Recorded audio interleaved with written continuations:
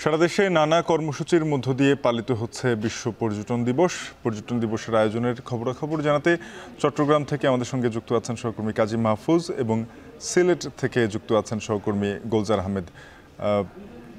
আমরা শুরুতেই মাহফুজ আপনার কাছে যেতে চাই, জানাবেন যে পর্যটন নগরী চট্টগ্রামে কী ধরনের আয়োজন থাকছে আজকের এই দিনকে কেন্দ্র করে। এছাড়া আগামীতে যেহেতু পর্যটন মৌসুম শুরু হচ্ছে, তো সেখানে আসলে পার্বত্য চট্টগ্রাম সহ সার্বিকভাবে চট্টগ্রাম যারা পর্যটন খাত সংশ্লিষ্ট রয়েছেন তারা কি পরিকল্পনা করছেন, কি বলছেন?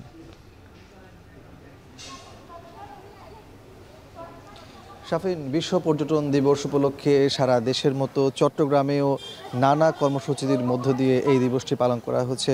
পর্যটন কর্পোরেশন তারা বিভিন্ন ধরনের কর্মসূচি গ্রহণ করেছে, পাশাপাশি বিভিন্ন স্বেচ্ছাসেবী সামাজিক সংগঠন তারাও কিন্তু পরিষ্কার পরিচ্ছন্নতা সহ বেশ কিছু কর্মসূচি গ্রহণ করেছে। আমরা সেই দৃশ্যগুলো দেখতে পাচ্ছি এবং চট্টগ্রামের যে সকল পর্যটন জায়গাগুলো আছে সেখানেও কিন্তু বিশেষ কর্মসূচি গ্রহণ করা হয়েছে।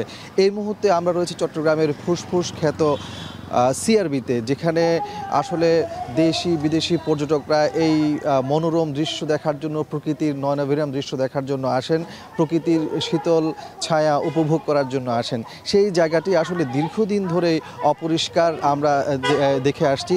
সেই জায়গাতে ক্লিন বাংলাদেশ নামে একটি স্বেচ্ছাসেবী সংগঠন তারা আজ সকাল 9টার আগে থেকেই পরিষ্কার পরিচ্ছন্নতা অভিযান শুরু করেছে। এখানে মূলত বেশ কিছু ভ্রাম্যমাণ দোকান বসে, সেই দোকানগুলোর বর্জ্যগুলো যত্রতত্র ফেলা হয়। একই সাথে যারা পর্যটক আসে তারা চিপসের প্যাকেট থেকে শুরু করে বিভিন্ন ধরনের প্লাস্টিক বোতল এবং পলিথিন যেখানে সেখানে ফেলার কারণে এখানকার যে একটা সৌন্দর্য সেটি যেমন নষ্ট হচ্ছে, একই সাথে পরিবেশের উপর একটি বিরূপ প্রভাব পড়ছে। সেই জায়গাতে মূলত তারা এই পরিষ্কার পরিচ্ছন্নতা অভিযানগুলো পরিচালনা করছেন।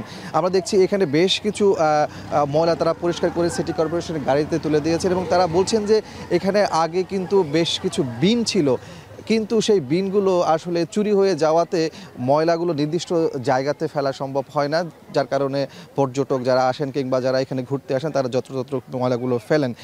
এবং তারা বলছেন যে সামনে যদি এখানে এই ধরনের বেশ কিছু বিন বসানো যায় তাহলে এখানে যে ময়লাগুলো তৈরি হচ্ছে সেগুলো নির্দিষ্ট জায়গাতে ফেলা সম্ভব। একই সাথে তারা সিটি কর্পোরেশনকেও কিন্তু দোষ দেন। সিটি কর্পোরেশনের যে কার্যক্রমগুলো সেগুলো কিন্তু দৃশ্যমান নয়। অন্যান্য জায়গাতে পরিষ্কার পরিচ্ছন্নতা অভিযান থাকলেও পর্যটন কেন্দ্রিক যে সকল এলাকাগুলো আছে, বিশেষ করে উন্মুক্ত এই সিআরবি এলাকা চট্টগ্রামের মধ্যে সবচেয়ে উল্লেখযোগ্য একটি এলাকায় বলা হয় এই সিআরবি এলাকা, যেখানে মানুষ বয়োবৃদ্ধরা যেমন সকালে প্রাতঃ ভ্রমণের জন্য আসেন, তেমনিভাবে বিভিন্ন বয়সী মানুষ এখানে আসেন।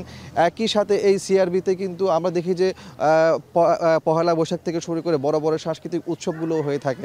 সেই জায়গাতে এই সিআরবিকে আরও বেশি গুরুত্ব দেওয়া উচিত এবং এই পর্যটন দিবসে তারা সেই মেসেজটি দেওয়ার জন্য চাচ্ছেন এবং তারা বলছেন যে এই সিআরবি যদি সুন্দর থাকে, পরিষ্কার পরিচ্ছন্ন থাকে, তাহলে এখানকার যে সৌন্দর্য সেগুলো দেশি বিদেশি পর্যটকরা যেমন উপভোগ করতে পারবে, একই সাথে দেশের এই তো সুন্দর জায়গাটি বিশ্বের কাছে সুন্দরভাবে উপস্থাপিত হবে। তো এমনটি বলছেন এখানকার যারা পর্যটক আসছেন আগত এবং যারা এই পরিষ্কার পরিচ্ছন্নতা কার্যক্রমে অংশগ্রহণ করছেন তারা।